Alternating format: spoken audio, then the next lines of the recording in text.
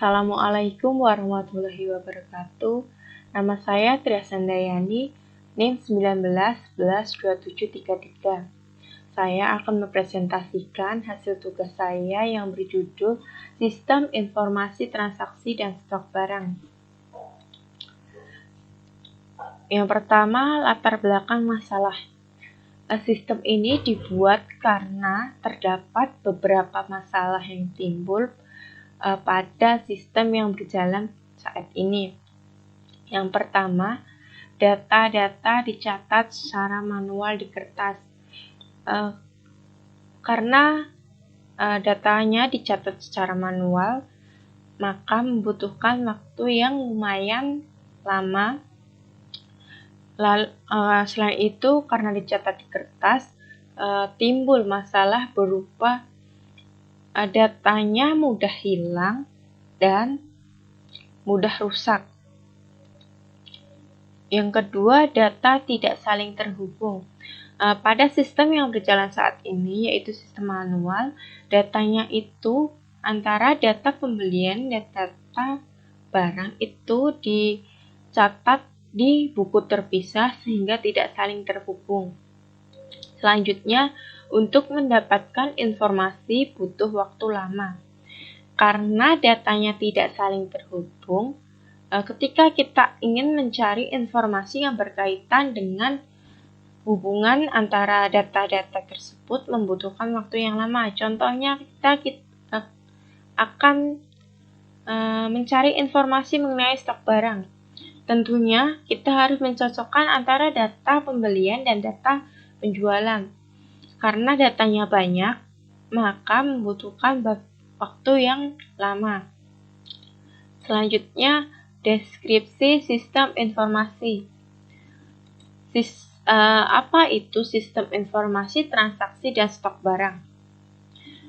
Sistem informasi transaksi dan stok barang merupakan sistem yang digunakan untuk memantau proses penjualan dan proses pembelian pada toko data, di mana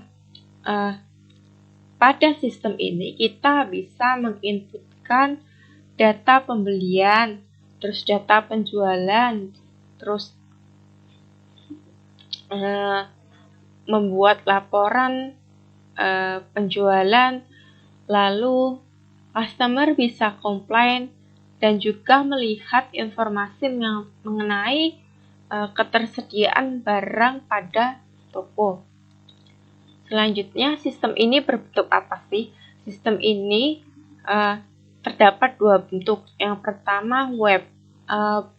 Yang bentuknya web digunakan untuk customer dalam melakukan komplain dan juga melihat stok barang.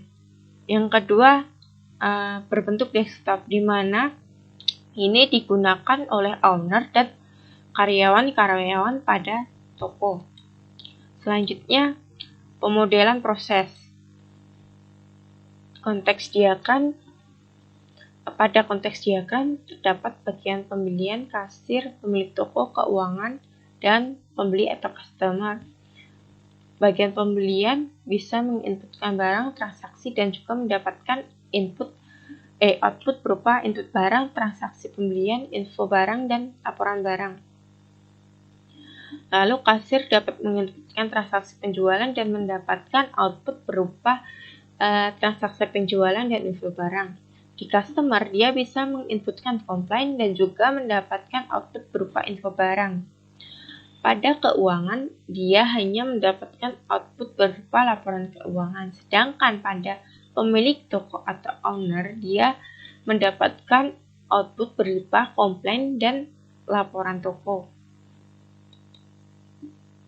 Selanjutnya ada DFD. Di sini terdapat dua level, yaitu level 1 dan level 2. Di level 1 terdapat proses input barang, input pembelian, input penjualan, dan laporan. Lalu ada komplain juga.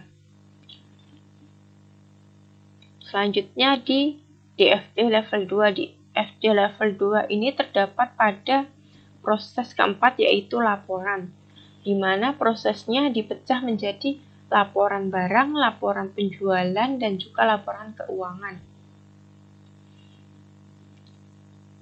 Selanjutnya ada jenjang diagram.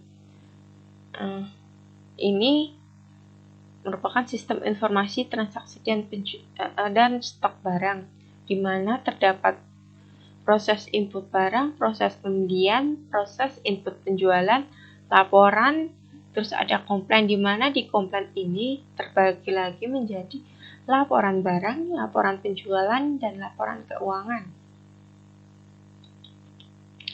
Terus pemodelan data. Yang pertama menggunakan IRD, terdapat entitas barang, entitas bagian pembelian, terus kasir, komplain, dan penjualan. Barang dan penjualan memiliki relasi, yaitu barang yang terjual, dan barang dengan bagian pembelian memiliki relasi, yaitu bagian pembelian menginputkan barang. Terus antara bagian pembelian dan pembelian memiliki relasi, yaitu bagian pembelian mendata pembelian.